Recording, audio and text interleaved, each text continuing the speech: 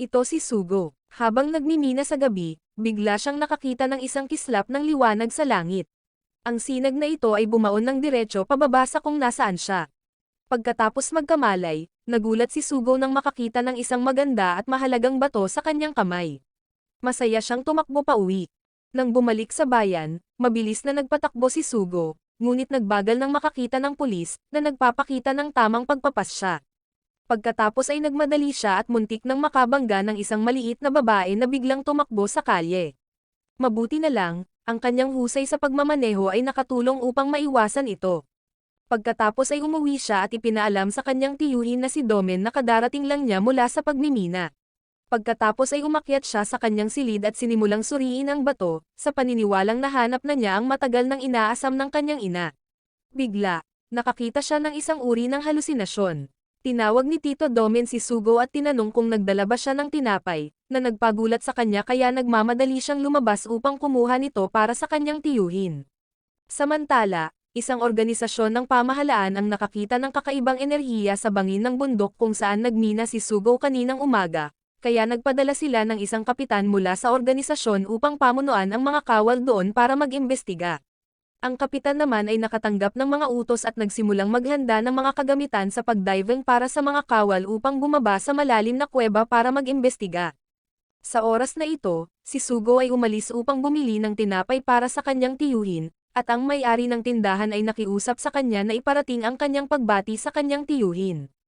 Pagkatapos ay nagmaneho siya pabalik, nang bigla, ang bato sa kanyang bulsa ay hindi inaasahang nagpakawala ng isang uri ng kapangyarihan na nagpatapon sa kanya at naging sanhi ng kanyang pagbagsak sa mismong kinaroroonan ng kanyang kaibigan na si Kon. Pagkatapos ay hinimok niya ito na bumangon at sumakay sa bisikleta, na sinasabing magmaneho ng mabilis. Narinig ni Sugo na may tumatawag kay Kon, ngunit hinimok pa rin niya ito na magmaneho ng mabilis at aktibo pang ang pinaliko ang silenyador upang umalis kasama niya. Ngunit hindi nagtagal pagkatapos nito, isang batang lalaki na nagngangalang Roman ang humabol sa kanilang dalawa gamit ang isang kotse. Tinanong niya kung bakit ayaw isukat ni Kon ang damit pangkasal at tumatakbo palayo.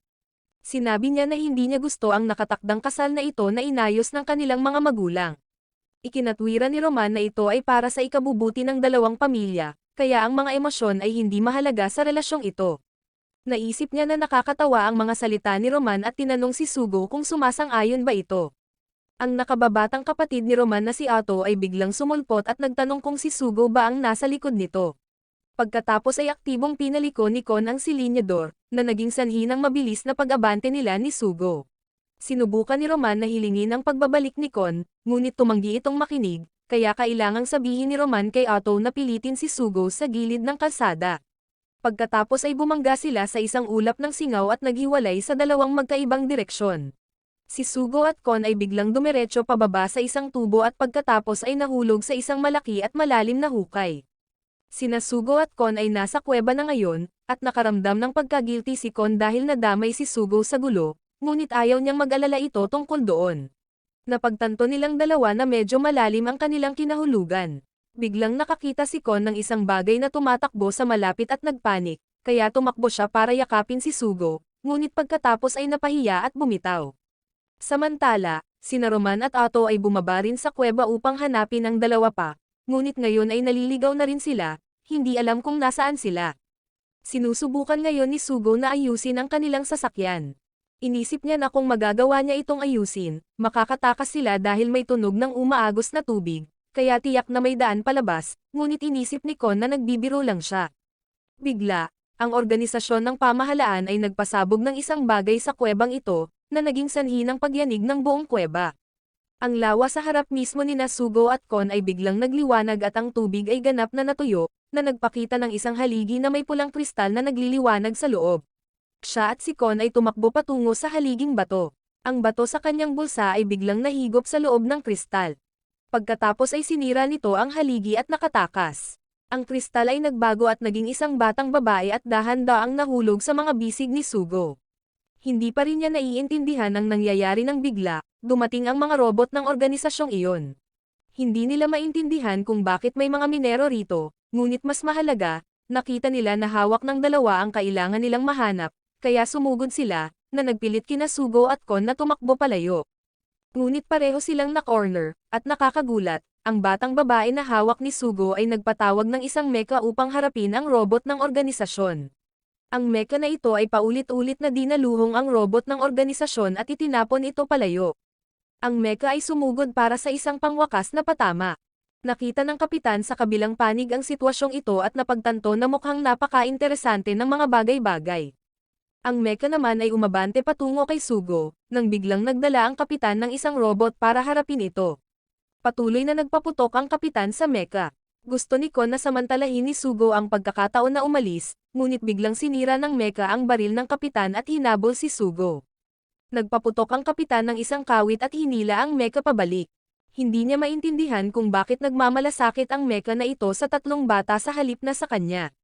Nang magtanong ang kanyang mga nakatataas kung bakit gumagalaw ang kanilang target, muli niyang tiningnan ang radar at natuklasan na ang tunay na target ay ang batang babae na kinakalong ni Sugo. Sinira ng mecha ang bakal na kawad ng kapitan at nakatakas, ngunit sumugod siya upang umatake at itinulak ito palayo. Ang mecha ay bumangga sa isang haligi, na naging sanhi ng pagkalat ng alikabok at usok sa lahat ng dako. Pagkatapos ay sinamantala nito ang kaguluhang ito upang hawakan ang binti ng kapitan at sirain ang kamera upang hindi na siya makagalaw. Ngunit biglang gumuho ang kuweba, na naging sanhi ng mas malalim pang pagkahulog ni Sugo at Kon. Sinubukan ni Sugo na abutin si Kon at ang batang babae, at bigla, ang mecha ay lumipad pababa upang saluhin silang tatlo at tinulungan silang lumapag ng ligtas. Muling nakatagpo ni Sugo sina Roman at Otto. Ang magkapatid ay nakahanap ng daan palabas, kaya pinangunahan nila ang grupo ni Sugo. Pagkatapos ay bumalik sila sa tindahan ni Tio Domen, at humingi ng paumanhin si Sugo sa kanyang tiyuhin dahil hindi nakapagdala ng tinapay, ngunit sinabi ng tiyuhin na maupo sila upang may paghanda niya sila ng makakain. Pagkatapos ay sinabi ni Sugo kay Roman ang tungkol sa mahiwagang batang babae na ito, ngunit ang kwento ng isang batang babae na nahulog mula sa isang kristal ay mukhang napakahirap paniwalaan. Gayunpaman, ang batang babae na ito ay sangkot sa militar, kaya dapat silang mag-ingat. At kung gusto nilang isuko siya, kailangan nilang mag-isip ng mabuti. Nagdala naman si Tio Domen ng pagkain upang matulungan silang makalimot sa kanilang mga problema. Bigla, nagising ang batang babae at hinila ang plato ng mga cake ng mas malapit gamit ang kanyang kapangyarihang psychic. Tinanong ni Kon ang batang babae kung gusto niyang kumain at binigyan siya ng isang piraso. Ang batang babae ay naging malapit kay Kon at sinimulang gayahin ang kanyang mga kilos at salita. Tinanong ni Roman si Sugo kung mayroon bang paraan upang makahanap ng higit pang impormasyon tungkol sa batang babae, ngunit upang mag-imbestiga, kailangan man lang nilang malaman ang pangalan ng batang babae. Marahil ngayon ay dapat muna silang maghintay na sabihin ng batang babae sa kanila ang lahat upang magkaroon sila ng higit pang impormasyon. Sa ngayon, iminungkahi ni Kon na hayaan ang batang babae na manatili sa lugar ni Sugo, ngunit hindi ito tinanggap ni Roman, kaya iminungkahi ni Kon na mananatili siya rito nang magkakasama at ipagpaliban ang kasal kay Roman. Kakausapin ni Roman ang kanyang mga magulang, at walang problema rito si Tio Domen, kaya ang agarang plano ay magpapatuloy tulad ng nasa itaas. Ang dalawang batang babae ay umakyat sa itaas upang maligo. Biglang natuklasan ni Sugo ang isang kakaibang globo sa gitna ng bahay at hindi alam kung sino ang naghulog nito. Samantala, ang kapitan ay bumalik sa punong himpilan. Sumama siya sa isang babaeng kasamahan, at pareho nilang nakita ang isang robot. Ayon sa general, ito ang pinakabagong henerasyon ng combat robot at gusto niyang paliparin ito ng kapitan. Sumang-ayon siya, ngunit may isang kondisyon, magkakaroon siya ng karapatang pumili ng mga sundalo para sa kanyang koponan. Sa oras na iyon, susuriin na sana ni Sugo ang batong ito upang makita kung ano ito, ngunit sa sandaling sinimulan niya itong putulin, ang bato ay sumigaw sa sakit at biglang bumukas. Pagkatapos ay nagbago ito at naging isang ahas at nagpahayag na poprotektahan nito ang batang babae na kinidnap ng kanyang grupo. Sinabi nito sa kanya na ang pangalan ng batang babae ay Filia. Nilayon nitong magbago upang atakihin si Sugo, ngunit walang sapat na lakas upang magbago. Sina Kon at Filia ay tumakbo pumasok dahil tumanggi si Filia na patuyuin ang kanyang buhok. Tumakbo siya palayo, na naging sanhi ng paghabol ni Kon sa kanya. Pagkatapos ay nagtapon si Filia ng tuwalya kay Sugo at tinanggap lamang na hayaan itong patuyuin ang kanyang buhok. Hindi tinanggap ng ahas na bato na hawakan ni Sugo si Filia. Samantala, ang kapitan ay pumunta sa isang kulungan upang makipagkita sa isang bilanggo. Sa sandaling itinaas ng bantay ang ulo ng bilanggo, Dinalihan niya ng lura na may ngipin ang mukha ng bantay at nakatakas mula sa upuan. Kumapit siya sa kisame, pagkatapos ay sumugod sa mga sundalo, na naging sanhi ng walang pakundangang pagpaputok ng mga ito. At pagkatapos, matapos harapin ang lahat ng pulis, ang kapitan ay nasa likod niya, ngunit lumitaw na siya ay isang kakilala ng bilanggong ito, at nandito siya upang ibalik ang kriminal na ito sa koponan. Kinaumagahan, tinuruan ni Con si Filia ng wika, at ayon sa ahas, masaya si Filia sa lahat ng bagay dahil nakikita niya ang mga ito sa unang pagkakataon. Hiniling naman ni Tio Domen kay Filia na dalhan ng pagkain si Sugo. Ginamit niya ang kanyang kapangyarihan upang dalhin ang pagkain sa kanya, ngunit sinabi ng ahas sa kanya na huwag abusuhin ang kanyang kapangyarihan ng ganoon, na naging sanhi ng pagkawala ng kanyang pokus at pagkahulog ng buong plato ng pagkain. Automatikong dinalaw ng kamay ni Sugo upang saluhin ito, na hindi inaasahang nagpakawala ng kapangyarihan na nagpabago sa ahas tungo sa mecha mula kanina. At ayon kay Filia, ang pangalan ng ahas na ito ay Mora. Pagkatapos ay inagaw ni Mora ang almusal ni Sugo, na nagpaimbierna sa kanya kaya hinabol niya ito. Naniwala si Mora na nabuhay na ito sa planetang ito bago pa ang mga tao, kaya ito ay isang marangal na nilalang, at si Sugo ay may obligasyon na magalang na mag-alay ng pagkain dito. Nagtapon si Sugo ng walis kay Mora, na naging sanhi ng pag-ilag nito at pagkahulog sa kaldero ng curry ni Tio Domen. Natapon nito ang buong kaldero, na nagpagalit sa tiyuhin na humabol sa kanilang dalawa sa labas. Naisip ni Mora na kuripot si Sugo sa paggawa ng gulo dahil lang sa almusal, ngunit naniwala siya na kasalanan ni Mora ang paglikha ng gulo. Gayunpaman, ikinatwiran ni Mora na kasalanan ni Sugo ang pag-activate ng kapangyarihan nito, at bukod pa rito, iniligtas nito ang grupo ni Sugo sa kuweba, kaya dapat siyang magpasalamat. Sina Sugo at Con ay dinala si Filia sa palengke upang magsaya at mamili. Tila labis na nagustuhan ni Filia ang mga gamit doon. Binili ni Con ang anumang nagustuhan ni Filia at pinabitbit ang lahat kay Sugo. Pagkababa ng tren, gustong maglaro ni Filia sa fountain, na naging sanhi ng pagbaba ni Sugo ng lahat ng bitbit upang sumugod doon. Matapos bumili ng iba't ibang gamit at magsaya, sinabi sa kanila ni Mora ang tungkol sa pagkakakilanlan ni Filia, na siya ang hininga ng planetang ito. Ang kanyang presensya ay naglalaman ng kalikasan at buhay upang matiyak ang kapayapaan ng mundo, at ito ang tagapangalaga na may pananagutan sa pagprotekta kay Filia, ngunit walang nakikinig. Ang grupo naman ay pumunta sa isang panaderya upang kumain ng kaunti. Ang may-ari ng tindahan ay isang kakilala ni Sugo at inisip na si Mora ay isang laruan lamang na nilikha ni Sugo, ngunit tiyak na henyo ito para magawang makipagtalo kay Sugo. Nakita ni Otto na tila masaya ang grupo, ngunit iniisip pa rin ni Roman na dapat ay nag-aalala si Con ngayon. Pagkaraan ng ilang sandali, bumili si Con ng higit pang cake para kay Filia. Nang tumutol si Sugo, ikinatwiran niya na talagang gusto ng mga babae ang matatamis. Bigla, nabangga si Filia ng isang tao, na naging sanhi ng paglipad ng cake, at kailangan niyang gamitin ang kanyang kapangyarihan sa publiko. Ipinagbawal ito ni Mora at naging sanhi ng pagkahulog ng cake sa mukha ng isang batang lalaki na nakasalamin. Binaliwala niya ito ngunit pinanatili ang kanyang pansin sa grupo. Bumalik siya sa bahay at sinimulang ihak ang sistema ng lungsod, na nagdulot ng kaguluhan. Ang lahat ng ito ay para lamang i-target si Filia dahil nabighani siya sa kapangyarihan nito. Ang kapitan at ang lalaking kakaligtas lang niya na si Pak ay nasa lungsod din, at napagtanto ng kapitan na ang tao sa likod nito ay dapat ding may kaugnayan sa pagbagsak ng stock market ilang taon na ang nakalilipas. Ang grupo ni Sugo ay nakatakas na ngayon sa isang mataas na lugar, sa pag-aakalang ligtas sila, ngunit ang ilang kalapit na mga robot sa construction ay nahak at hinahabol ang grupo. Naghiwalay sina Sugo at Con upang tumakbo. Binaril ni Sugo ang mga skateboard na ito sa kanyang mukha upang gawin siyang target nito. Pareho niyang pinahabol ang mga robot at natuklasan sina Filia at Con sa cable car, kaya ginawa niyang mas tumaas ang cable car. Nag-project din siya ng kanyang sarili upang makipag-usap at takutin si Filia. Walang magawa si Mora nang wala si Sugo.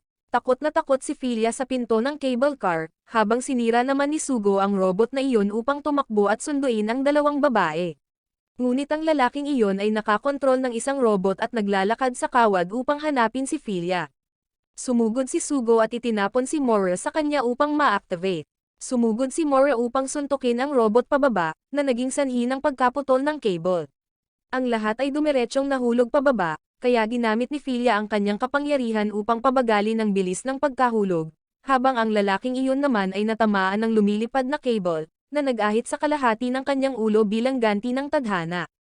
Ang grupo ni Sugo ay bumalik sa bahay ng gabing iyon, habang ang lalaking iyon naman ay natagpuan ng kapitan.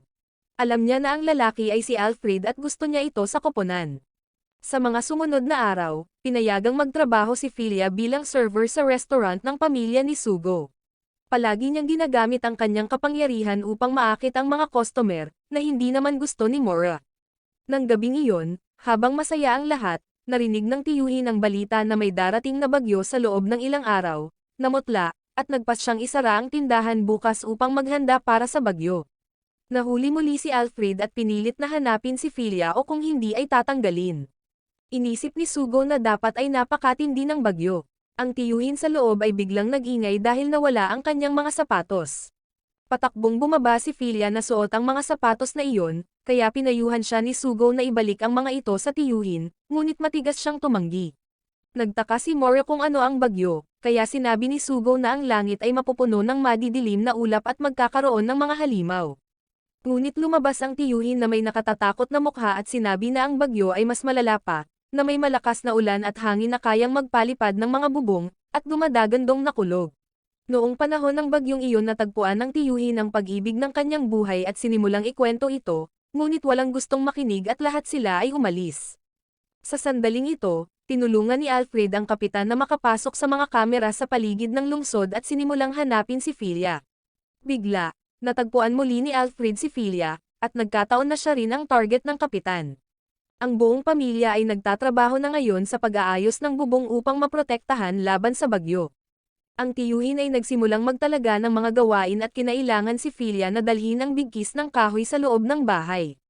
Nang makita ang tiyuhin na nagpupukpok, ginaya niya ito at binantayan ni Mora upang maiwasan ang walang pakundangang paggamit ng kanyang mga kapangyarihan. Si Mora ay naitapon sa tuktok ng isang kahoy na tahilan at pagkatapos ay naitapon pabalik sa ibaba. Nainip si Filia, kaya niyaya siya ni Kon na pumitas ng mga gulay sa hardin. Ginamit ng maliit na babae ang kanyang mga kapangyarihan upang bunutin ang buong hardin ng sabay-sabay at itinali ang mga ito sa isang bilog. Habang nag-aayos sila, bigla, ang kapatid na nagtitinda ng tinapay ay dumating upang hanapin siya. Nang makita ang dalawa na nag-aayos ng bahay, iniwan niya ang tinapay sa loob at hiniling sa tiyuhin na pumunta sa kanyang tindahan mamaya upang suriin ang isang bagay. Bigla, dumating ang magkapatid na Roman kasama ang isang robot upang tumulong, ngunit nagtaka si Sugo tungkol sa baka, at sinabi niya na nandoon ito para katayin. Ginugol ni Alfred ang lahat ng kanyang oras sa pagtitig kay Filia, na nagpadiri kay Pak. Sinundan naman ni Roman ang mga tagubilin ng kanyang nakatataas at inactivate ang robot, ngunit mayroon ng sira, na nagpilit kay Mora na magbago at pigilan ito. Gayunpaman, pareho silang napatumba ng inersya at napinsala ang bahagi ng tindahan. Mabuti na lang, bago maggabi, nagawa nilang matapos ang mga pag-aayos sa tamang oras. Inanyayahan ng lahat ang isa't isa na magkaroon ng isang pagtitipon. Sinubukan ni Roman na anyayahan si Kon, ngunit tumanggi ito dahil gusto niyang kumain ng vegetarian. Patuloy namang kumakain ng palihim si Filia. Nakaramdam pa rin ng selos si Kon kay Sugo dahil magagawa nito ang anumang gusto nito. Naawa din siya kay Sugo dahil hindi niya nakita ang pagdiriwang ng prutas na ginawa ni Filia noong hapon. Gusto itong makita ng lahat, kaya ginawa ni Filia na lumipad ang apoy mula sa ihawan patungo sa mga paputok. Masyado itong pinigilan ni Mora at nagwakas sa paggugutom. Kinaumagahan, kailangang pumasok ni Kon at Sugo sa paaralan, kaya iniwan nila si Filia sa bahay. Hindi niya ito nagustuhan, ngunit ito ay sa pilitan. Nagalit siya at ginamit ang kanyang mga kapangyarihan, ngunit pinigilan siya ni Mora. Galit niya itong itinapon at aksidenteng nabasag ang salamin. Kailangang ayusin ito ng tiyuhin at sinamantala ang pagkakataon na patatagin ang tindahan laban sa bagyo. Lumabas sandali ang tiyuhin at hiniling kay Filia na bantayan ang bahay. Si Sugo naman, na huminto sa ilalim ng tulay upang sumilong sa ulan kasama si Kon, ay nakatanggap ng balita na walang pasok ang paaralan. Pareho nilang binalak na maghintay sandali para humupa ang ulan bago umuwi, ngunit sa panahong iyon, ang kapitan at si Pak ay pumunta sa tindahan upang hulihin si Filia. Winasak ni Pak ang buong tindahan bago siya dinala palayo. Nakahalata si Sugo ng hindi maganda, kaya tumakbo siya pauwi ng walang salakot, at sa daan, nadaanan niya ang kotse na nagdadala kay Filia palayo ng hindi nalalaman. Nang makarating siya sa tindahan, nakita niya na dinala palayo si Philia at si Mora ay nakabalik lang dito matapos mawalan ng lakas na tulungan si Philia. Nakita niyang nawasak ang buong tindahan. Ipinagbigay alam ni Mora na dalawang individual ang pumunta rito upang dalhin palayo si Philia. Alam niyang tiyak na hindi pa sila nakakalayo. Ang maliit na babae naman ay nilapitan ngayon ni Alfred. Gusto niyang kumain si Philia, ngunit tumanggi ito at humiling na makita si Sugo. Inisip niya na si Sugo ang gumawa nito sa kanyang ulo, kaya hinding-hindi niya ito palalagpasin. Patuloy pa ring sumusugod si Sugo sa gitna ng ulan. Naramdaman ni Mora ang presensya ni Philia at ginabayan si Sugo. Napansin din ng grupo ng kapitan na may papalapit at tiyak na alam nilang si Sugo ito. Kababalik lang ni Kon para matuklasang wala na ang buong tindahan. Samantala, ang pinuno ng kapitan ay pumunta sa komite ng pananalapi upang itanong kung bakit kailangan nila ang kapitan upang hulihin si Philia. Naniniwala ang taong ito na ang ability ng kapangyarihan ni Philia ay may kakayahang baguhin ang buong mundo. Narating na ngayon ni Sugo ang bangin ng bundok, at ipinaalam sa kanya ni Moria na si Philia ay nasa malalim na bahagi sa loob. Kailangan niyang pumasok, at ang grupo ng kapitan ay ngayon palang nakapansin. Naalala ng kapitan na siya ang lumitaw sa kuweba noong araw na iyon. Lumapit siya sa nakasasantang sasakyan ng kapitan at binaril ni Pak. Sinubukan ni Philia na tawagin ang pangalan ni Sugo nang walang saysay. Matapos umiwas ng ilang sandali, ngunit hindi nagawang umiwas sa lahat, ang kanyang surfboard ay binaril din. Pinaharang niya si Morris sa daan. Ang kapitan, nang makitang nagpakita ang kalaban, ay inilabas ang kanyang sandata upang gamitin. Sa ilang kadahilanan, nawalan si Morris ng isang braso, kaya mas mahina ito kaysa sa nakaraang labanan. Palihim na sumakay si Sugo sa barko ngunit inambush ni Pak, na naghihintay doon. Nahuli siya, at si Morris sa labas ay binugbog din pabalik sa maliit nitong anyo. Labis na nadismaya ang kapitan na nakatakas ang kalaban. Binugbog si Sugo at itinapon sa isang silid upang ikulong. Samantala, ang eroplano na kukuha kay Philia palayo ay paparating na. Walang magawa si Sugo na tinawag si Philia. Narinig niya, at pareho nilang sinubukang tawagin ang isa't isa. Tumangala siya sa bentilasyon at muling nakatagpo si Mora. Tumalon ito pababa at ginawang espada ang kanyang buntot upang sirain ang pinto para makatakas siya. Ang pinto naman ni Philia ay binuksan din, ngunit si Pak ang nagbukas nito. Dumating siya upang dalhin siya palayo para sa turnover, ngunit nang makarating sila sa pinto, narinig nila na hindi pa makalapag ang eroplano. Hinabol sila ni Sugo kaagad. Habang tumatakbo siya pataas, pinagbantaan siya ni Pak gamit ang kutsilyo. Ginamit ni Philia ang kanyang mga kapangyarihan upang magdulot ng kaguluhan. Tumakbo si Mora pataas at nagpatama ng tali upang hilahin ang kamay ni Pak palayo. Sinuntok niya si Philia. Tumakbo si Mora pataas at mabilis na inactivate ni Sugo ang pagbabago. Ang pagbabago ay nagiba, dahil mas kahanga-hanga na ang hitsura ni Mora ngayon. Nang makitang nagpakita ang bagong kaaway, tumakbo ang kapitan sa robot upang simulan ito. May nagpataas sa bilis ng robot ng 5 beses at nagpatama ng ilang putok muna. Huminto siya sa pagpaputok nang pumasok sa labanan. Pareho silang sumugod upang suntukin ang isa't isa. Tila natatalo si Morris sa suntukan, kaya naglabas ito ng baril, lumipad pataas, at nagpaulan ng mga bala. Naisip ng kapitan na medyo hindi maganda tingnan ito, kaya naglabas din siya ng kanyang baril upang gumanti ng putok. Gustong tumakbo ni Sugo kay Philia ngunit hinarangan ni Pak.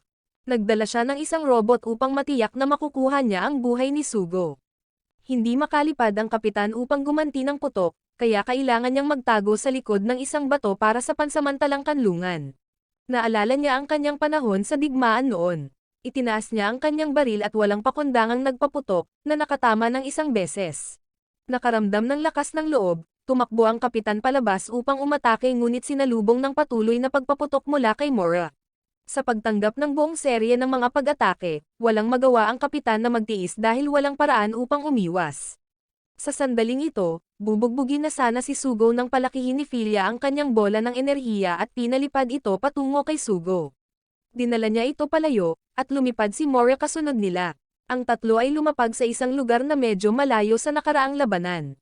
Napagtanto ni Philia na gumamit siya ng labis na kapangyarihan at tiyak na papagalitan ni Mora, ngunit lumaki si Philia, ang kanyang katawan ay hindi na sa isang maliit na bata, kundi sa isang dalaga.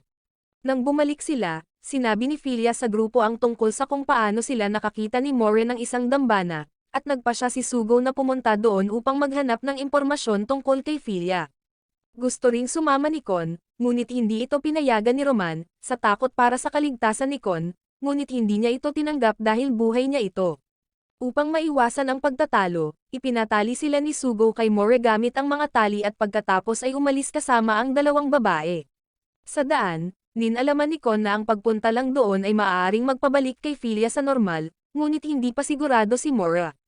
Ngunit ayon dito, ang tanging uri ng tubig na makapagpapagaling kay Filia ay matatagpuan lamang sa templong iyon. Nakaramdam naman ng gutom si Filia, kaya inisip ni Sugo na dahil lumaki ang kanyang katawan kaya mas mabilis siyang magutom. Medyo nagustuhan ni Sugo si Filia ng ganito, kaya inisip ni Moria na tinitingnan niya ang kanyang Panginoon gamit ang mga matang hayop. Nang malapit na silang makarating sa nayon, nagpasya silang huminto at kumain pagkarating nila. Nang malapit na sila sa nayon, nakakita silang tatlo ng isang kasal, kaya nagpatuloy sila. Ang tiyuhin ni Sugo ay kaaalis lang upang bumili ng tinapay. Noong papasok na sana siya, narinig niya ang isang kakaibang tunog, kaya iniwan niya ang nagtitinda ng tinapay sa labas. Pumasok siya upang suriin at nakita ang magkapatid na Roman na nakatali doon. Ipinagbigay alam na ang grupo ni Sugo ang nagtali sa kanila at pumunta sa dambana. Tumawag siya sa bahay upang maghanda ng mga robot na hahabol sa kanila. Napansin ng komite ng pananalapi na umalis si Filia sa lungsod, kaya tinawagan nila ang militar. Agad nilang natukoy ang punto kung saan hihinto si Filia at nagpadala ng mga tao upang hulihin siya. Samantala, ang grupo ni Sugo ay naglalakad sa likod ng prosesyon ng kasal nang tuksohin ni Sugo ang kanyang kaibigan tungkol sa hindi pa pagsusuot ng damit pangkasal. Dahil masyadong malapit si Sugo, nagulat siya at nagpabilis, kaya naunahan ang prosesyon ng kasal at naging sanhi ng pagkapilay ng bukong-bukong ng tagabitbit ng bulaklak. Dahil nagdulot ng gulo, humakbang si Sugo upang humalili. Nang makarating sila sa lugar, humingi ng paumanhin ang ikinasal sa abala, ngunit sinabi ni Sugo na kasalanan niya ito. Gusto ng batang babae na may pumalit sa kanya ng tuluyan dahil ang magkaparehang nagbubuhat ng bulaklak ay karaniwang nagiging mas malapit, at ang iba pa nga ay nagwawakas sa kasal. Nag-atubili si Kon dahil makikita sila bilang magkapareha, ngunit sinabi ni Sugo na malapit silang magkaibigan lang sila, kaya walang dapat ipag-alala. Ngunit natatakot pa rin siya na hindi niya kayang panagutan ang responsibilidad na ito, kaya hinayaan ni Sugo si Filia ang humalili. Hindi rin sumang-ayon si Kon dahil ito ay isang seremonya ng kasal at natatakot siya na sirain ito ni Filia, ngunit sinabi nila na gagabayan nila ito, kaya dapat siyang magpahinga. Samantala, ang mga sundalo ay malapit na at determinadong huwag hayaang isubi ng kapitan ang kredito.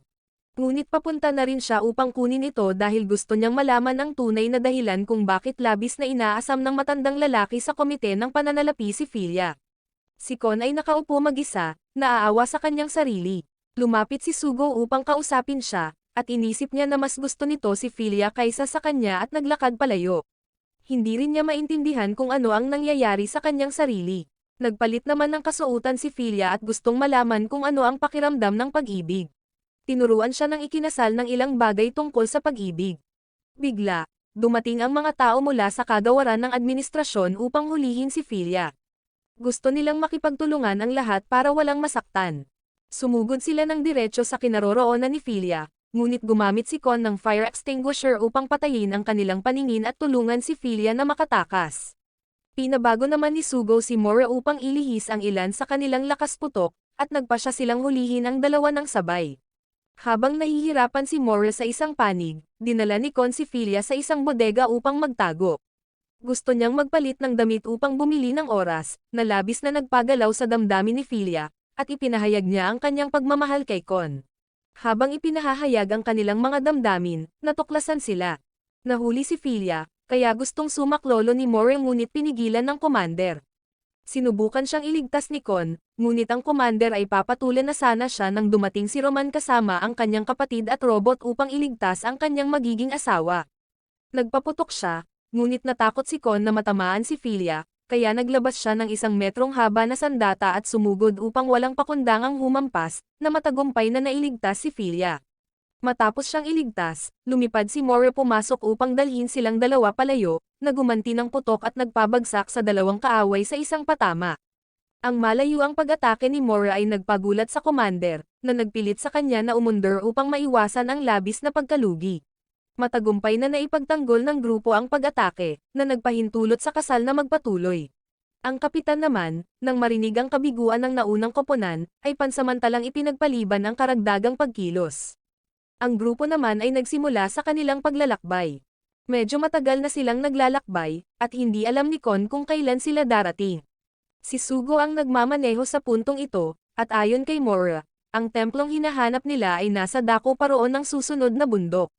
Gusto ni Roman na magpatakbo ng mas mabilis, ngunit kotse niya ito at alam niya ang mga kakayahan ng makina nito, hindi pa kabilang na hila-hila nila ang isang malaking bakal na bagay, na nagpapagiging imposible na bumilis pa.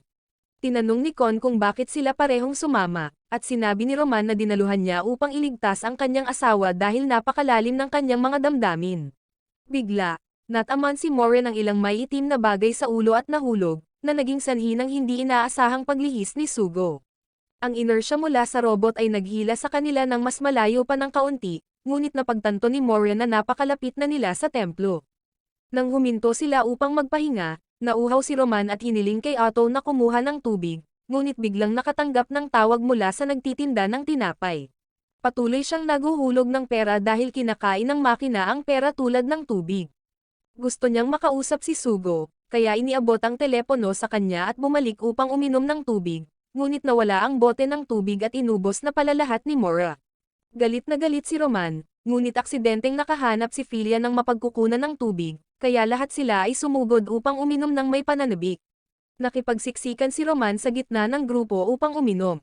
Habang nakatingin sa lahat, biglang nakakita si Filia ng isang paru-paro, at pagkatapos ay may ilang kakaibang imahe na lumitaw sa kanyang isipan, ngunit nang magtanong si Sugo, sinabi niya na wala iyon. Samantala, naalala ni Tio Domen ang kanyang panahon sa militar. Ang kapitan ay sugatan at napapaligiran ng mga kaaway sa oras na iyon. Sa kabila ng pagsisikap na lumaban, napakarami pa rin ng mga kaaway. Kailangan niyang magtapon ng granada upang maghawa ng daan at umabante pumasok para lang iligtas ang kapitan. Pareho silang nakaramdam ng kapanatagan dahil may suporta sila sa isa't isa, at pareho silang naniwala na hanggat magkasama sila, marami silang makikitang interesanteng bagay. Pareho silang nag-iisip tungkol sa araw na iyon ngayon, ngunit sa sandaling ito, nakatanggap ang kapitan ng mensahe mula sa kanyang especially iya. Ang mensahe ay isang gabay tungkol sa landas na dapat niyang tahakin.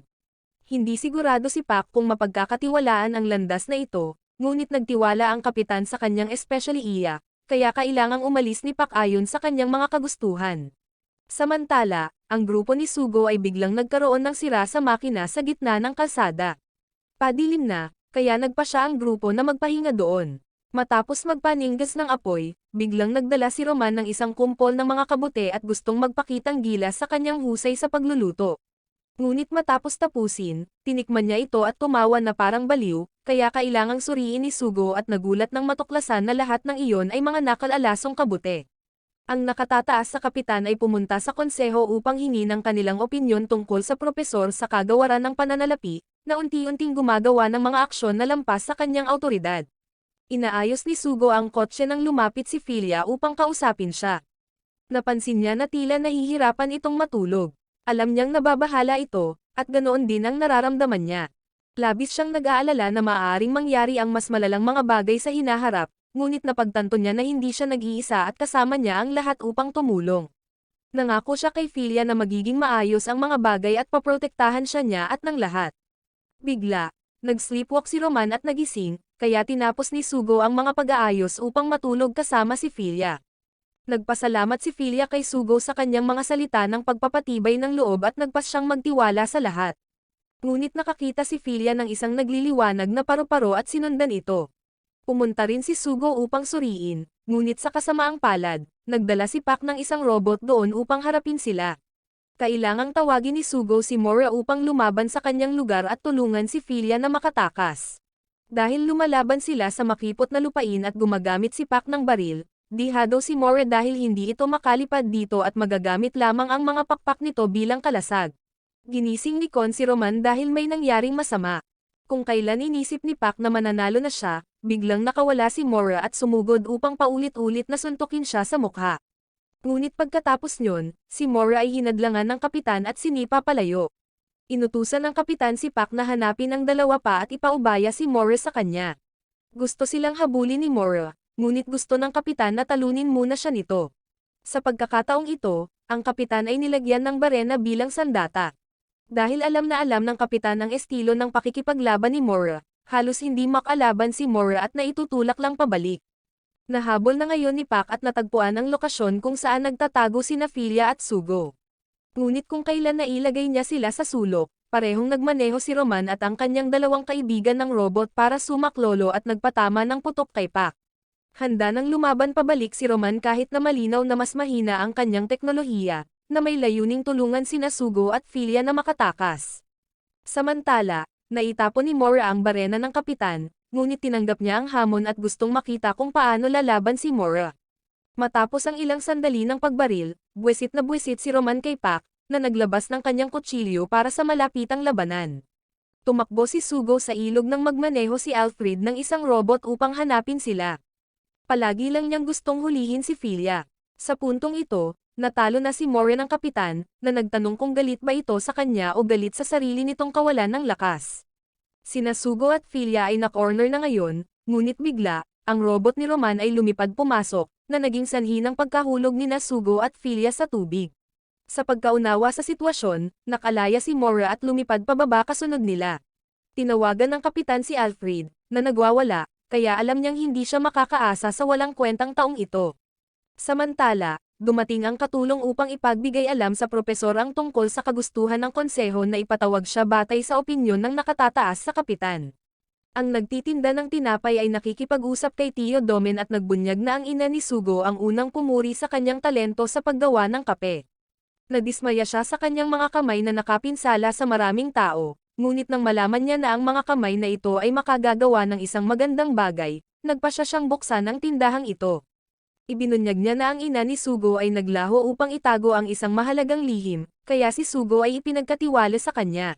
Palagi niyang sinusubukan ang kanyang makakaya upang protektahan siya, at ngayon ay bigla siyang naglabas ng baril at itinutok ito sa mukha ng nagtitinda ng tinapay dahil alam niya na ito ang especially iyan na madalas kontakin ng kapitan para sa impormasyon. Tinanong niya ito tungkol sa kinaroroonan ni Sugo. Nagising lang si Sugo at nakita ang kanyang mga kaibigan sa malapit.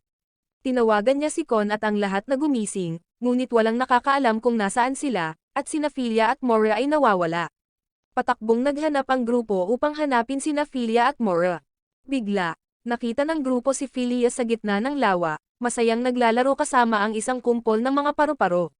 Hindi niya alam kung nasaan ang lugar na ito. Nakita naman ni Filia si Mora sa malapit at kinuha ito upang maglipat ng kapangyarihan dito. Bigla, nabalot siya ng isang sinag ng liwanag. Ang liwanag na iyon ay naging isang maliwanag na bilog sa langit. Ipinagbigay alam ni Mora na ang kapangyarihan ni Filia ay unti-unting nag-o-overload at malapit ng umapaw, ngunit ang mabuting balita para sa kanila ay malapit na silang makarating sa templo upang mapagaling si Filia. Dumating si Sugo upang alalayan si Filia at sinabi sa kanya na maghintay pa ng kaunti dahil malapit na sila sa templo. Gayunpaman, ngayon ay kailangan nilang makahanap ng paraan upang makarating doon. Hindi nila alam kung aling daan ang tatahakin, kaya iminungkahi ni Roman na dumaan sa ilog. Ipinagbigay alam ni Otto na ang robot na ito ay hindi makakalutang sa tubig, kaya ang tanging pagpipilian nila ay gumawa ng balsa upang sundan ang ilog. Nagsimula silang lahat na gumawa ng balsa upang makarating sa templo. Pumunta naman sina Otto at Roman upang maghanap ng kahoy at dinala ito pabalik. Nang magkaroon sila ng sapat na kahoy, biglang nagdala sina Kon at Filia ng ilang kabute at sinubukang pakainin si Mora, ngunit labis nitong kinamumuhian ng mga kabute kaya tumakbo ito palayo. Habang tumatakbo palayo, aksidenteng naamoy ni Mora ang bango, at nang sundan niya ang amoy, nakakita siya ng isang kaldero ng curry. Ang buong grupo ay pumunta upang tingnan at nalaman na ang amoy ng curry na ito ay napakapamilyar. Lumitaw si Tio Domen at nagbunyag na sinundan niya ang grupo rito. Alam niyang tiyak na gutom na ang lahat ngayon. Sa panahong iyon, nakatanggap ang kapitan ng mga supply at pinahusay ang mga robot upang makalipad ang mga ito. Sinubukan ni Alfred na kontakin ang especially iya, ngunit ang nagtitinda ng tinapay ay nakaupo ngayon ng walang kibod dahil sa isang bagay na ginawa ni Tio Domen. Ang tiyuhin, habang pumipitas ng ilang sangkap para iluto para sa grupo, ay naalala noong siya ay nasa militar at kaibigan ang propesor na iyon. Gusto ng propesor na protektahan ng tiyuhin ang ina ni Sugo dahil nakatuklas ito ng isang teorya tungkol sa isang malakas na enerhiya na makatutulong na baguhin ang mundo. Labis na ninais ng propesor na lumikha ng isang bagay na makababago sa mundo, kaya kahit na ito ay isang teorya pa lamang, gusto pa rin niyang suportahan ang ina ni Sugo sa pagbuo nito. Handa si Tio Domen na maging katulong. Pareho silang lumapit sa ina ni Sugo, at bagaman kailangan nitong magtrabaho habang nag-aalaga ng kanyang anak, nagawa pa rin niyang gawin ng maayos ang pananaliksik. Natapos na ngayon ng grupo ni Sugo ang balsa. Naghahanda na siyang magpatuloy kasama ang grupo, ngunit pinayuhan siya ni Tio Domen na huwag nang magpatuloy dahil ang hukbo na sumusunod sa kanila ay maghahatid sa kanila sa kamatayan. Napagtanto na ito ni Sugo, ngunit gusto pa rin niyang protektahan si Filia kahit kapalit ang kanyang buhay, at hindi iyon alintana ng tiyuhin. Kailangang suntukin siya ng tiyuhin upang matulungan siyang magkamalay. Inisip ng tiyuhin na binalak ni Sugo na ilagay sa panganib ang kanyang mga kaibigan para lamang sa kanyang sariling mga kagustuhan, malalaman lang ba niya kapag huli na ang lahat? Ang kanyang ina ay nawalan din ng buhay dahil sa kanyang sariling mga kagustuhan. Ang buhay ng tao ay napakarupok at madaling mawala, at kapag nawala na, walang dami ng pag-iyak o pagsisikap ang makapagbabalik nito. Ang mga salita ng tiyuhin ay nagpabago sa isip ni Sugo. Tumalikod siya sandali. Nang gabing iyon, lumapit si Roman upang makipag-usap kay Filia ng ilang sandali. Tunay na nagmamalasakit si Tio Domen kay Sugo, at nagmamalasakit si Sugo sa lahat, ngunit isinasapalaran nila ngayon ang kanilang mga buhay para lang matulungan si Filia ng mag-isa. Pumunta si Sugo sa isang sulok upang magmuni-muni. Naalala ni Tio Domen ang nakaraan ng ang ina ni Sugo ay lumikha ng isang bagong uri ng enerhiya na maaaring pumalit sa kasalukuyang pinagmumulan ng enerhiya. Ngunit ang ilang elemento ay sumalungat dito, kaya ang tiyuhin ay naatasan na harapin ang mga elementong ito. Habang wala siya, may pumunta sa silid pananaliksik ng ina ni Sugo upang nakawin ang mga resulta na pinaghirapan nitong imbentuhin. Nang matapos ni Tio Domen ang kanyang misyon, natuklasan niya na ang laboratorio ng ina ni Sugo ay inatake. Ang buong silid ng maglaon ay sumabog, at ang ina ni Sugo ay nawalan ng buhay sa pagsisikap na protektahan ang mga resulta ng kanyang pananaliksik. Masyadong bata pa si Sugo noon para maintindihan ang lahat, kaya inampun siya ng tiyuhin. Hindi nagtagal pagkatapos nyon, natagpuan ng tiyuhin ang tao na nagnakaw ng mga resulta ng pananaliksik ng ina ni Sugo at binaril ito hanggang sa mamatay. Pagkatapos ay inubos ng tiyuhin ang buong magasin na tila ba naglalabas ng kanyang galit. Si Sugo naman ay nagtatapat ngayon kay Mora. Ayaw niyang iwanan si Filia ng mag-isa, ngunit ang mga salita ni Tio Domen ay hindi mali. Nahaharapin niya ang higit pang mga panganib. Nagpa siya si Sugo na hayaang bumalik ang lahat, habang sila ni Mora ang magdadala kay Filia sa dambana ng mag-isa. Sinasabing magkaaway sina Mora at Sugo noon, ngunit ngayon, para sa karaniwang layunin na protektahan si Filia, naging maayos na sila sa isa't isa. Pareho nilang nahanap na kakaiba ang isa't isa, at nagpa siya si Mora na sabihin ang isang bagay kay Sugo. Nagpakita ito sa kanya ng ilang larawan ng isang pinagmumulan ng enerhiya mula sa kalawakan. Ang mga enerhiyang iyon ay nagkristal sa daigdig at lumikha kina Filia at Mora. Kinatawan ni Filia ang planetang iyon mismo, at si Mora ang may pananagutan sa pagprotekta kay Filia. Ang bawat planeta na may buhay ay magkakaroon ng magkakaibang Mora at Filia. Ang labis na paggamit ni Filia ng kanyang mga kapangyarihan ay maaaring maging sanhi ng kanyang unti-unting paghina at paglalaho, kung kaya't kailangan nilang pumunta sa templo upang maibalik ang kapangyarihan ni Filia. Dahil gusto rin ni Sugo na protektahan si Filia, sinabi ito ni Mora sa kanya. Samantala, palihim na sumakay si Tio Domen sa barko ng kapitan at nakatagpo ang kanyang dating kaibigan. Gusto ng tiyuhin na kunin ang card, ngunit kinamumuhian siya ng kapitan dahil iniwan niya ito sa mundong ito na puno ng panloloko. Para sa kapitan, si Domen ang pinakamalakas na mandirigma na kilala niya, ngunit inisip ng tiyuhin na dapat ituring ng kapitan ang Domen ng nakaraan bilang patay na. Sa isang misyon, ang kasalukuyang tiyuhin ay isa lamang taong sinusubukang protektahan ang kanyang pamangkin, at pagkatapos ay naglaho siya. Sa oras na ito, hindi rin natutulog si Filia at tinawag ni Sugo upang umalis na ngayon. Nagpa siya na rin si Filia na hayaang maiwan ang lahat dahil ayaw niyang malagay sila sa panganib. Ang tatlo ay nagkasamang umalis habang natutulog pa ang lahat, kaya hindi nila sila mapipigilan o maihihiling na sumama. Noong nakaraan, madalas na binibisita ni Sugo ang libingan ng kanyang ina upang umiyak.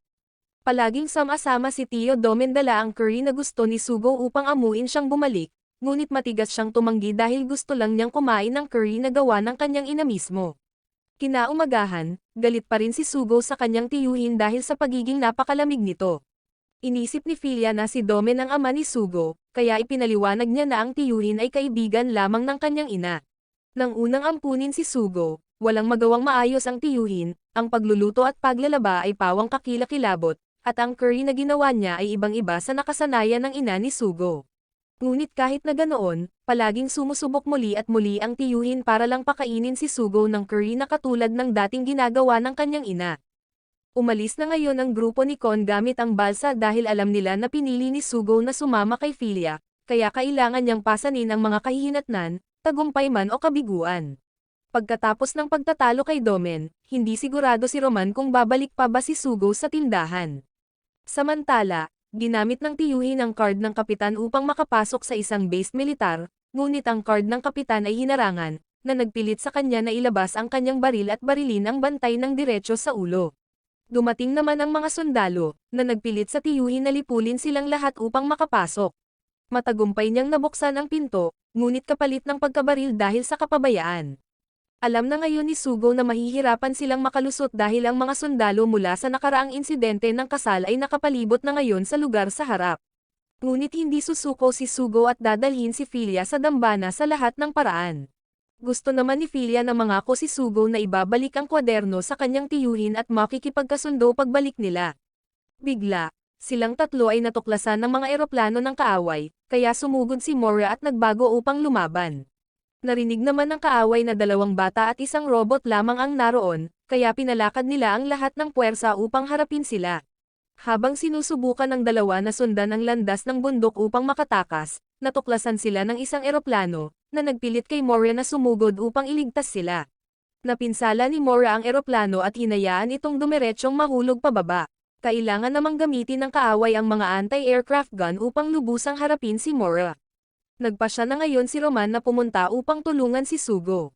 Inisip ni Otto na iniwan sila ni Sugo, kaya bakit sila tutulong? Naniniwala si Roman na ang personalidad ni Sugo ay palaging ganito, kaya kailangan niya ng bugbog upang magising. Kinaladkad na ngayon ni Tio Domen ang kanyang sarili upang hanapin ang kanyang kaibigang propesor, ngunit wala ito rito, kaya hiniling ng tiyuhin sa kalihim dito na iparating ang isang mensahe, na sinasabing makikipagkita siya sa propesor sa sementeryo kung saan nakalibing ang ina ni Sugo. Sina Sugo at Filia ay na-corner na ngayon. Si Mora ay lumilipad sa langit at inaatake ng lahat ng mga misail ng kaaway. Bagaman naiwasan ni Mora ang isang alon, nagpatama ang kaaway ng isa pa, kaya ginamit ni Mora ang mga misail na ito upang gumanti ng putok sa kaaway. Sumugod din si Mora upang harapin ang commander, ngunit ang kapitan ang dumating sa halip. Sa halip na asintahin si Filia, gusto ng kapitan na hanapin si Tio Domen. Pumunta na ngayon ang tiyuhin sa sementeryo upang bisitahin ang libingan ng ina ni Sugo.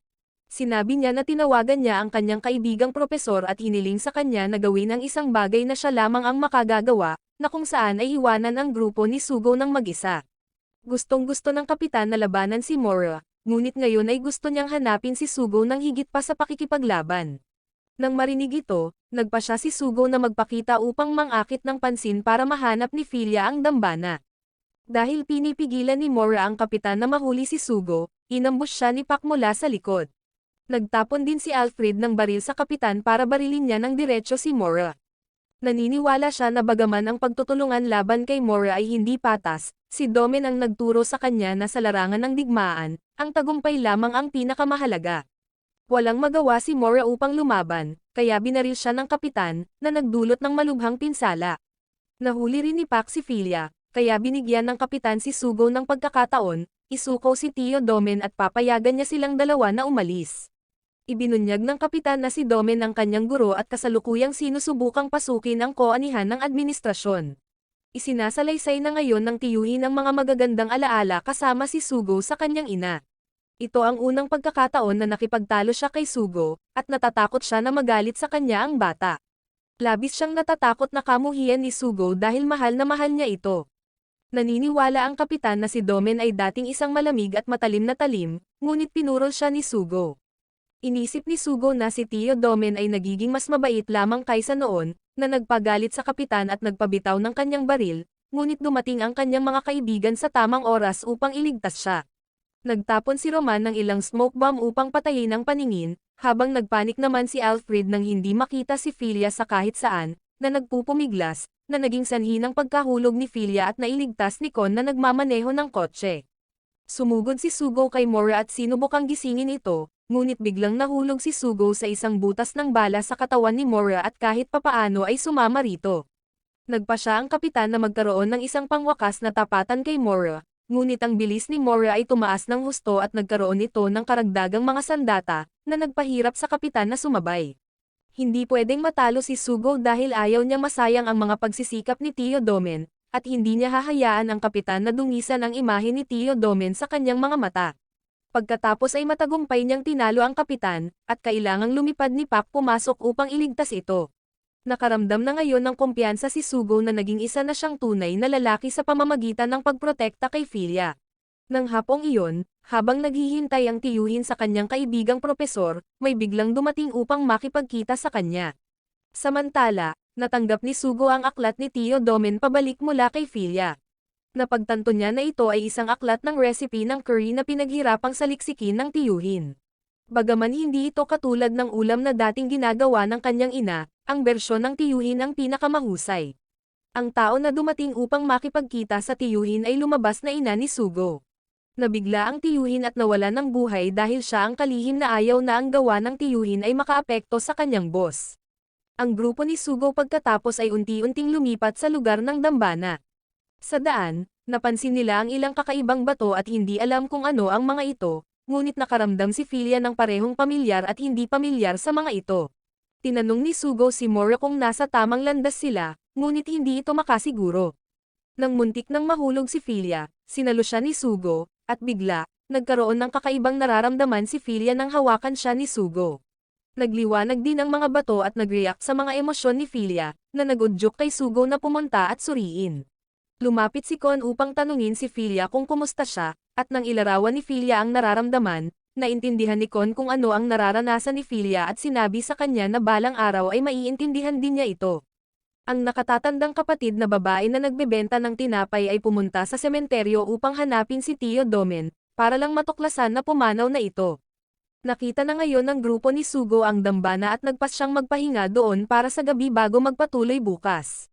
Samantala, naghihintay ang kapitan ng balita nang biglang magulat ang isang especially iyan na pumanaw na si Domen. Nabigla ang kapitan ngunit nagalit din dahil wala na siyang pagkakataon na malampasan si Domen. Sa gabi, natulog ang grupo ni Sugo sa paligid ng sinaunang puno. Hindi makatulog si Filia, kaya naglakad-lakad siya at natagpuan si Sugo na pumipitas ng isang uri ng bulaklak na narinig niyang makatutulong upang mabawasan ang lagnat ni Filia. Tinanong din ni Roman si Kon ng tapat tungkol sa kung ano ang nararamdaman niya sa kanilang kasal, na sinasabing handa siyang kanselahin ito kung hindi niya ito gusto, dahil gusto niyang irespeto ang kanyang desisyon. Pinayuhan siya ni Kon na huwag magpakasal para sa mga dahilan ng pamilya, kundi magpakasal sa taong gusto niya. Gayunpaman, ang tao na palagi niyang gusto ay siya, kaya kung magbabago ang isip niya, handa pa rin siyang mag-propose sa kanya. Inisip ni Filia na nakarating sila rito salamat kay Sugo, ngunit naniwala siya na dahil ito sa sama-samang pagtatrabaho ng lahat. Pagkatapos ay napansin niya ang mga bato na hindi inaasahang nagliwanag muli, na napakaganda tingnan. Sinabi ni Sugo kay Filia na mula noong bata pa, palagi niyang gustong mahanap ang pulang kristal para sa kanyang ina, at nakatagpo niya si Filia dahil dito. Nakasama rin siya sa pakikipagsapalaran na ito dahil sa kanya. Noong una, inisip niya na si Filia ay isang pahiwatig lamang upang matulungan siyang mahanap ang pulang kristal, ngunit ngayon ay nagbago na ang kanyang mga iniisip. Gusto niyang pumunta sa marami pang lugar kasama si Filia, at ngayon, tila naiintindihan na ni Filia ang ibig sabihin ni Kon nang sabihin ito na maiintindihan niya ang emosyon na kanyang nararamdaman. May sasabihin sana si Filia nang biglang nahanap ni Sugo ang bulaklak na kailangan niya, kaya isinantabi muna niya ito nang hindi pa nagsasalita.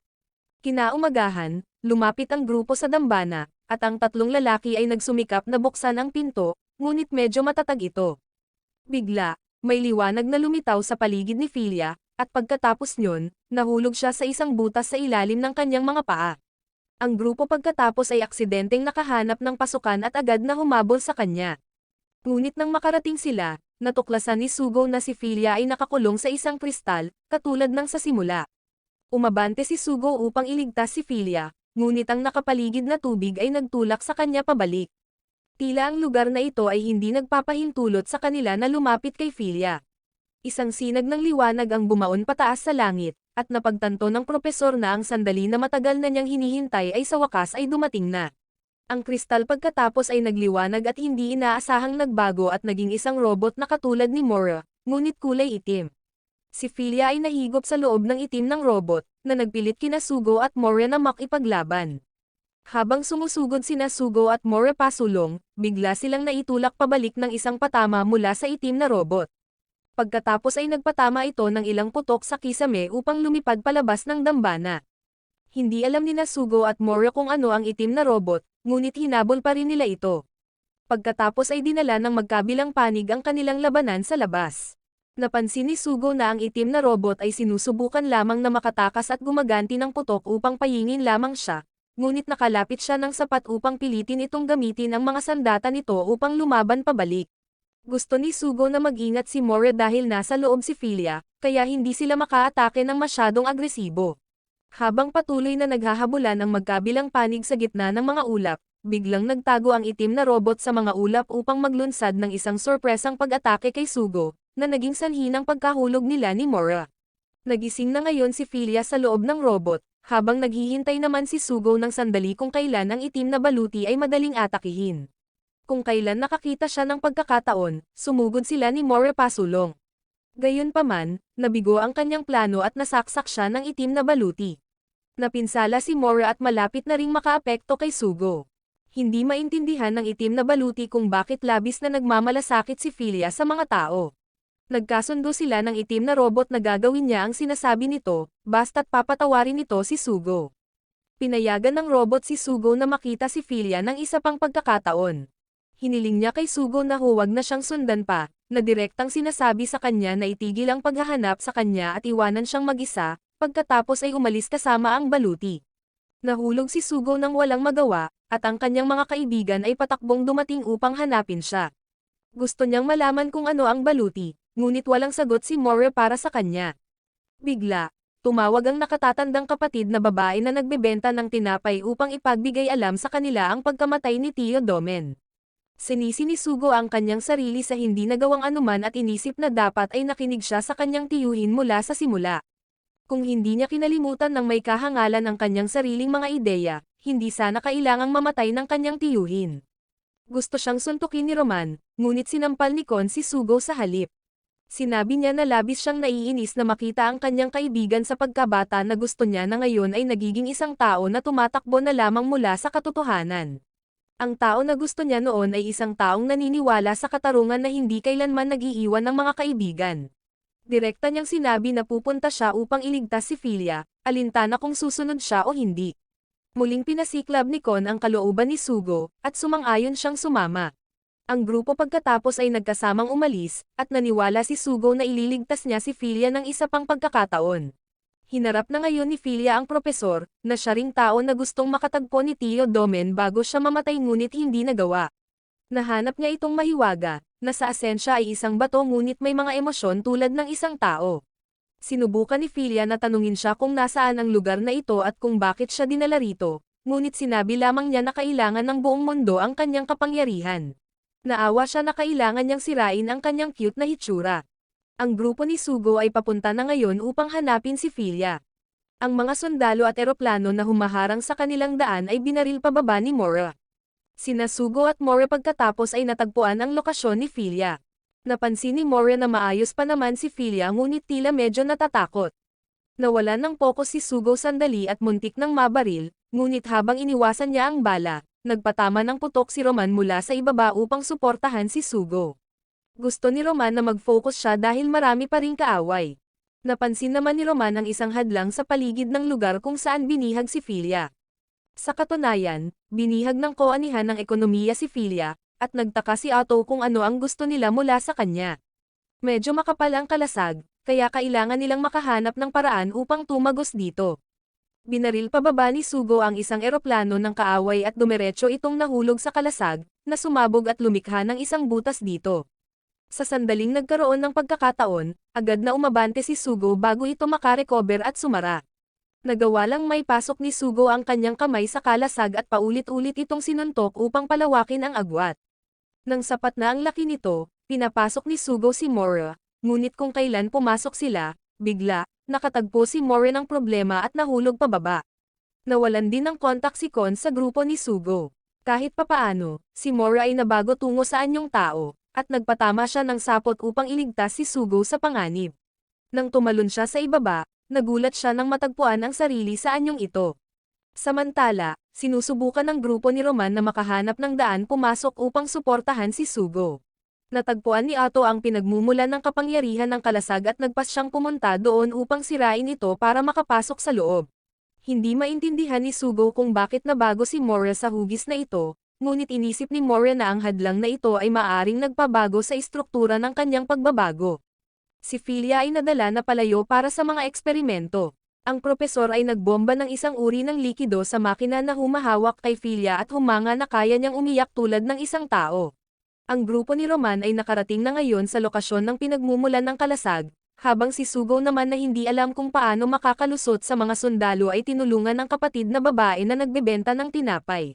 Naniniwala siya na ang ginagawa niya ay pagtupad sa kahilingan ni Tio Domen. Inisip niya na si Filia ay hinahawakan sa pinakamataas na palapag, kaya pareho silang tumakbo. Inisip niya na ito na ang pinakamaliit na magagawa niya upang matulungan si Sugo. Gusto na ngayon ng propesor na ibalik si Filia sa pagiging isang miyembro ng mineral tulad ng orihinal na anyo nito. Naniniwala siya na nahawahan siya ng mga emosyon ng tao na kailangang linisin. Naniniwala siya na kapag ganap na siyang nalinisan, magiging isang bagay siya na makatutulong na gawing mas maunlad ang mundong ito. Sina Sugo at Mora ay napalibutan na naman, ngunit sa pagkakataong ito, ang kapitan at si Pak ay dumating upang tumulong. Ayaw na nilang maging mga asong pangangaso ng koanihan ng ekonomiya, kaya nagrebelde sila. Gayunpaman, naniwala ang kapitan na hindi niya tinutulungan si Sugo kundi hinahanap ang tao na pumatay kay Tio Domen upang maghiganti. Sinamantala ng dalawa ang pagkakataon na umalis habang hinarap ng kapitan ang mga kaaway na humaharang sa daan. Ang grupo ni Roman ay nagdudulot din ng kaguluhan sa labas. Medyo marami ang mga kaaway na nagbabantay sa pinagmumulan ng kalasag, ngunit inisip ni Roman na wala ito kumpara sa mga pinagdaanan nila. Samantala, naniniwala ang propesor na kapag ganap na siyang nagkristal sa isang kristal, ang mundong ito ay hindi na magkakaroon ng mga hidwaan at digmaan. Ang daigdig ay magiging isang maunlad at pantay na bansa. Sina Sugo at Mora ay aksidenteng nag-trigger ng isang bitag na nagpahulog sa kanila mula sa sahig. Sa oras na iyon, natapos na ni Filia ang kalahati ng proseso ng pagiging isang kristal. Napansin niya pagkatapos na nandoon si Sugo at nalaman na siya ang anak ng kanyang yumaong kaibigan, kaya hiniling niya sa kalihim na huwag saktan si Sugo kundi dalhin siya rito. Ngunit dahan-daang lumapit ang kalihim at pagkatapos ay sinaksak ang propesor hanggang sa mamatay. Gayunpaman, sina Sugo at Mora ay dinala pa rin dito. Matagal na niyang inaasinta ang bato na nilikha ni Filia. Nilayon niyang patayin si Sugo para wala nang natitirang pag-asa si Filia at magbago tungo sa pinakapuro na bato. Sa pamamagitan lamang ni Filia, makalilikha siya ng isang tunay na paraiso. Sumugod si Mora upang umatake at ikinatwiran na ang daigdig ay sapat na ang ganda nang wala si Filia, ngunit ayaw niya talagang tumulong na gawing mas mabuti ang daigdig na ito. Gusto niyang gamitin si Filia upang iligtas ang kanyang patay na planeta at walang pakialam kung mamatay ang mundong ito dahil ang mga tao rito ay masyadong ngungo. Habang lumalaban si Mora, tumakbo si Sugo pataas upang subukang iligtas si Filia. Sinubukan niyang basagin ang makina ng walang saysay at sinisi ang kanyang sarili sa hindi paghabol sa kanya noon. Naniniwala ang kalihim na ang lahat ng tao ay pare-pareho at isang pangkat ng mga hangal. Si Filia ay ganap ng naging isang kristal. Ang kanyang planeta ay dumating na rin sa itaas mismo, at si Filia ay ganap ng nabalot ng bato. Pagkatapos ay nagbago siya tungo sa isang robot upang tapusin si Sugo, ngunit ang panig ni Roman ay nasa tamang oras na sinira ang kalasag at tinulungan si Mora na magbago sa tamang oras upang protektahan si Sugo. Itinulak pabalik ni Mora ang kalihim at nagpas siyang protektahan si Filia kasama si Sugo. Sa mundo ng isip, nakatagpo lamang ni Filia si Sugo, at humingi siya ng paumanhin sa pagdating ng huli, ngunit walang pakialam ito dahil talagang dumating siya upang iligtas siya. Tinanong niya si Sugo kung nasaan ang lahat, ngunit nanatili lamang siyang tahimik. Naniwala siya na kahit anong mangyari, mananatili pa rin siya sa tabi ni Filia at gustong sumama kay Filia sa isang mundo na silang dalawa lamang, isang masaya at perpektong mundo, kahit na wala nang natitirang iba pa ngayon. Kasama pa rin niya si Filia. Gayunpaman, nag-aalala pa rin siya na siya lamang ay maaaring hindi ganap na makaprotekta kay Filia, ngunit naniwala pa rin siya na sa isang mundo na inilaan lamang para sa kanilang dalawa, pareho silang makakahanap ng kapayapaan, isang mundo kung saan walang kapinsalaan kundi kaligayahan lamang para sa lahat. Sa labas sa kasalukuyan, isang higanteng barko ang umusbong sa gitna ng lungsod. Samantala, hinilingan si Filia ni Sugo na ibigay sa kanya ang susi para marating nila ang perpektong mundong iyon. Gusto ng Sugo na ito na gamitin niya ang kanyang kapangyarihan tulad ng palagi niyang ginagawa noon. Kung hindi niya malinaw kung paano gagamitin ang kapangyarihang iyon, iminungkahi niya na gamitin na lang niya ito at magkasama nilang aalamin kung paano ipapaliwanag ang kapangyarihang ito. Ngunit nang makita niya ang salubing ito mula kay Sugo, napagtanto niya na hindi ito ang Sugo na kilala niya. Ang Sugo na iyon ay nagsimulang magbago tungo sa isang halimaw, ngunit pagkatapos niyon, isang suntok ang lumapag at ang tinig ng tunay na Sugo ay nakarating sa mga tainga ni Filia. Sa labas, ang tunay na Sugo at si Mora ay pinadapa ang itim na robot at sinaksak ito upang hilahin si Filia palabas. Lumaban siya at naging sanhi ng pagkahulog at pagkabasag ng kristal. Nakatakas si Filia mula sa kristal.